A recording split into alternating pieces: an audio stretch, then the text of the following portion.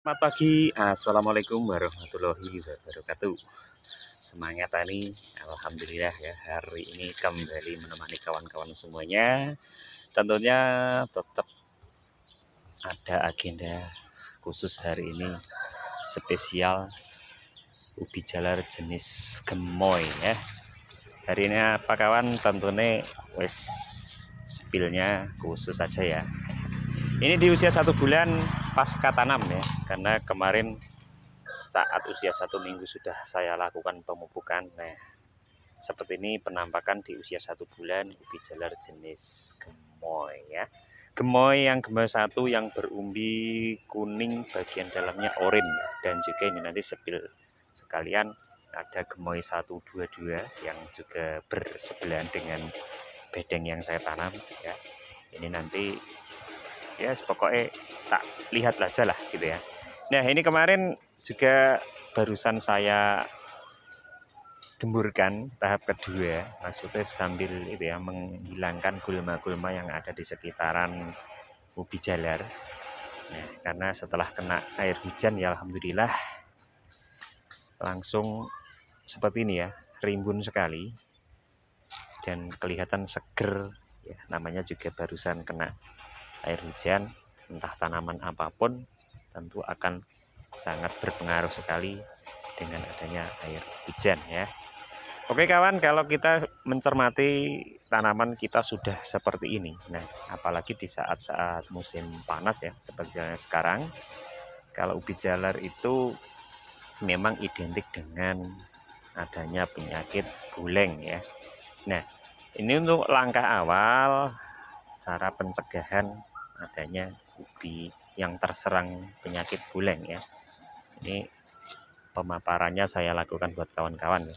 Yang pertama adalah langkahnya itu sebelum penanaman lahan kita harus steril dari gulma dan juga sisa-sisa ubi jalar bila mana wes ditanam 2 kali ya.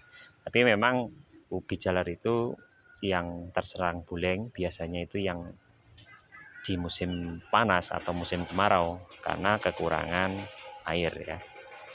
Ya, itu memang salah satu faktor penyebab buleng pertama kali adalah faktor kekurangan air ya. Mungkin bisa diingat-ingat buat kawan-kawan.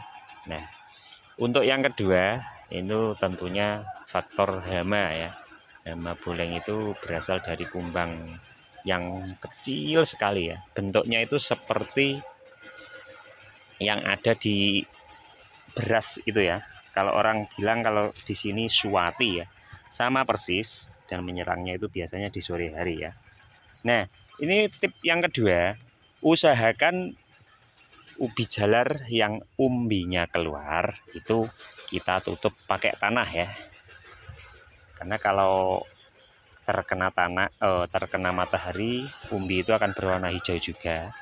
Nah, itu sekaligus agar tidak berwarna hijau, kita timbun sedikit. Itu salah satu juga cara mengatasi atau antisipasi adanya penyakit buleng pada tanaman ubi jalar kita ya.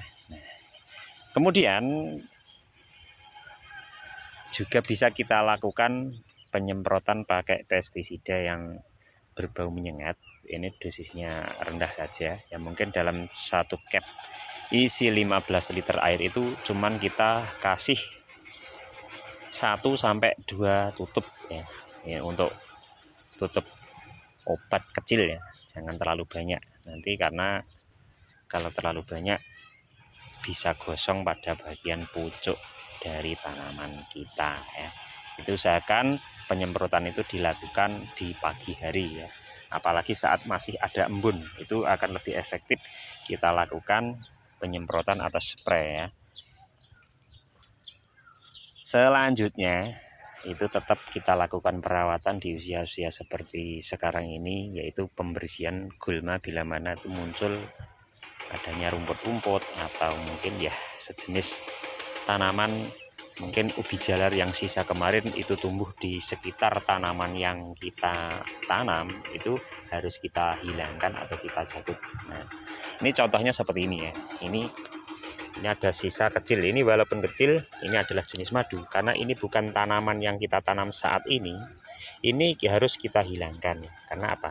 Karena nah contohnya seperti ini ya, ini adalah akar yang lama yang sudah berumur 1 kali panen, dan ini rawan sekali sebagai penyebab adanya penyakit buleng. Nah jadinya kalau sudah itu, kalau bilang sunten ya, ini kita harus hilangkan akar yang seperti ini, karena akar seperti ini adalah salah satu pemicu datangnya penyakit buleng, karena tanaman atau akar yang bekas umbi ini sudah berumur ya.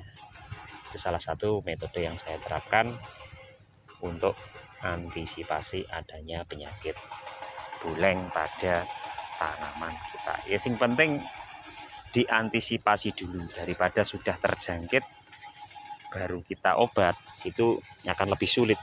Nah ini lagi ya, ini contoh adalah ubi madu yang juga kemarin karena lahannya saya tanam ubi madu, sekarang saya ganti jenis gemoy. Ini akar yang tersisa masih tumbuh, jadi harus kita hilangkan. Nah contohnya ini ya, ini kalau hanya untuk pembibitan, ini bisa kita pindah ke lahan khusus pembibitan, kita tanam bisa ya. Oke, lanjut. Ini juga nih muncul lagi. Nah, inilah penyebab sering terjadinya penyakit buleng masih pada usia dini ya. Bang kok seperti itu ya? Sepertilah pengalaman dari saya yang sudah saya terapkan. Tadi agendanya padahal mau lihat umbinya ya. Wah, gitu ya, sidak nih ora. Ya wes tak cobanya dulu dah. Sing gemoy 1 yang hari ini aku juga mau melihat, ngecek usia 1 bulan sepiro. Nah, pokoknya wes urusan bongkar membongkar aku wes hobi. Nah, seperti ini ya. Ini sudah umbinya wes muncul tentunya. Nah, ubi jenis ini ubinya sangat banyak ya. Ini bisa mencapai 15 biji dalam 1 batang. Nah, ini adalah si gemoy yang berwarna pink ya. Karena gemoy kita muncul beberapa 4 jenis. Ini masing-masing varian itu warnanya macam-macam. Ada yang kuning, ada yang berwarna putih kekuningan, ada yang merah jreng, ada juga yang agak pucat tapi kualitas wes dijamin mantul Pak. Nah ini ya, ini adalah jenis-jenis gemoy yang saya kembangkan. Hari ini juga sudah mulai ada pemesanan bibitnya ya, alhamdulillah. Gara-gara lihat kontennya Bang Heri podo tertarik dan membuktikan ya. Tentunya yang sudah membuktikan tentunya terima kasih dan terbukti ya. Nah ini yang gemoy 1, daunnya seperti ini ya. Ini adalah warna daun, ini umbinya. Dan ini yang jenis gemoy 122 ya. Ciri khasnya selalu seperti ini, berwarna merah muda atau pink. Ini umbinya sangat banyak ya. Bahkan kalau kita inginkan di atas 15 pun insya Allah saya bisa membuat. Tapi kalau saya lebih baik sekitar 7 ya, 7, 8 atau mungkin 5, antara 5 sampai 8 saja dalam 1 pokok, itu akan lebih maksimal besarnya ya. Tapi kalau memang menginginkan ukuran yang agak sedang-sedang, itu bisa kita lakukan. Umbi itu bisa mencapai 10 sampai 12, itu ukuran sedang. Bisa kita lakukan dengan teknik metode yang kita pelajari ya. Bagaimana Bang carane? Ya wis tindak mriki mawon kula warai. Mungkin nek di warai lewat HP mungkin kurang begitu yakin ya. Kalau pengen Anda menginginkan ubi jalar itu umbinya bisa jumlah puluhan dalam 1 batang, dengan sistem tanam cuman 2 ruas yang masuk ke dalam lahan, itu bisa mencapai 20-30, insya Allah bisa ya, dengan metode yang saya pelajari di sini ya. Tapi untuk kawan-kawan yang pengen belajar bisa datang ke sini. Lek omahe adoh Mas, ya wis melaku kena numpak pesawat juga boleh ya. Ya enggak apa-apa, yang penting itu tadi hanya sharing saja. Oke, ini untuk yang jenis gemoy lain ini juga 133-nya seperti apa ya. Ciri khas ubi jalar gemoy 133 ini yang berwarna kulitnya lebih merah lagi dari yang 122 ya. Nah, seperti ini sudah lumayan besar dan panjang, jenis gemoy 122 ya. Pokoknya batangnya itu juga mirip ya, dan umbinya pun ada kemiripan karena memang spesifikasinya adalah salah satu atau satu persilangan menghasilkan 4 varian yang berbeda ya. Tapi satu indukan yang kita lakukan.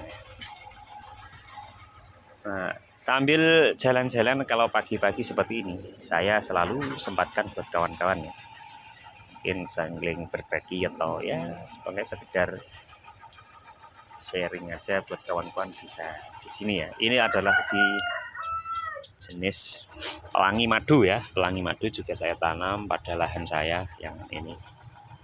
Yang kemarin juga sudah beberapa kali panen.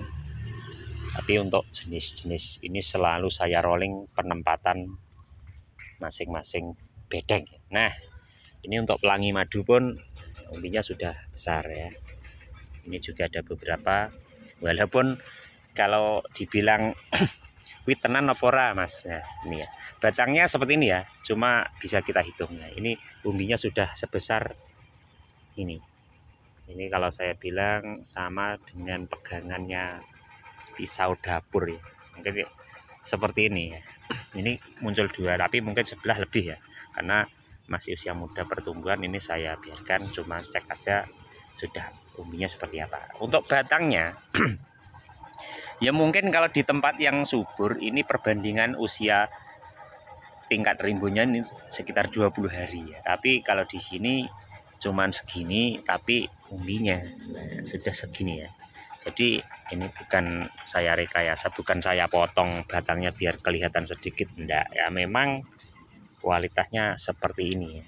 Jadi kalau tanaman yang kita kembangkan di lahan di sini itu memang identik batang itu selalu tidak terlalu rimbun ya. Memang itu adalah varian-varian yang paling saya senangi karena hemat tempat, lebih hemat juga untuk perawatan, bahkan umbinya itu akan lebih maksimal daripada yang jenis-jenis super rimbun ya. Mungkin kalau kita perbandingkan, kalau lihat tanaman yang sangat subur itu saya juga kadang iri, wah kok subur sekali ya gitu. Tapi saya nggak begitu iri banget ya. Yang penting kita menghasilkan umbinya yang berkualitas dan bagus hasilnya, itu tidak apa-apa ya. Memang salah satunya pengaruh faktor dari alam atau tanah masing-masing wilayah itu berbeda ya. Kalau memang kontur di daerah saya itu lahan kategorinya cuman sedang dan subur ya, tidak terlalu subur. Jadi umbi atau ubi jalar itu semuanya hampir seperti ini penampakannya. Untuk tingkat rimbun selalu kurang, tapi umbinya itu selalu lebih besar. Memang kalau lahan yang subur, umbi itu duluan daun batang yang berkembang daripada umbinya. Itu salah satu keuntungan kalau lahan seperti di tempat saya. Tapi nggak apa-apa, yang penting finishingnya itu bagus, ya nggak masalah ya. Di awal sangat subur, tapi usia mungkin lebih lama sekitar 10-15 hari, tapi umbinya pun akan bagus ya. Itu dari keunggulan yang tanah-tanahnya itu subur. Jadi kalau kita ke ladang itu ibaratnya 1 minggu sudah perbedaannya sangat signifikan ya. Tapi kalau di tempat saya perbedaan antara 1 minggu 10 hari itu bahkan kok masih segitu-gitu saja ya, kadang kurang marem gitu ya. Tapi ya nggak apa-apa, yang penting kita tetap mempelajari masing-masing kontur tanah, juga masing-masing wilayah itu kan ada perbedaan. Jadi janganlah perbedaan itu menjadi perpecahan. Kuwi nek wong politik ya, tapi nek wong tani ya ora masalah, sing penting hasilnya finishing jos podo bagus itu sudah saya acungin 2 jempol ya buat kawan-kawan. Ya mungkin itu aja sekilas dari saya pengetahuan dari cara mengatasi atau antisipasi sebelum kena buleng ya. Tapi memang kalau sudah kena buleng ya tentunya kita harus menghilangkan penyakit itu dari lahan, dan pembersihan lahan adalah salah satu kunci utama kita mengatasi secara dini adanya penyakit buleng. Tentunya ada pestisida juga bisa kita lakukan saat-saat musim panas ya. Kalau di tempat saya masih aman kalau penyakit buleng itu di sini ya. Ya ada, tapi jarang sekali. Kenapa? Karena saya selalu menerapkan metode yang sudah saya pelajari. Contohnya mulai dari penggarapan, pemilihan bibit, juga perawatan pasca tanam, sampai semua itu panen dengan hasil yang maksimal. Oke kawan, ini nanti akan saya lanjutkan pembersihan yang sisa-sisa kemarin ya, sambil beraktivitas pagi. Buat kawan-kawan sambil ngopi, monggo. Selamat pagi, salam tani. Assalamualaikum warahmatullahi wabarakatuh.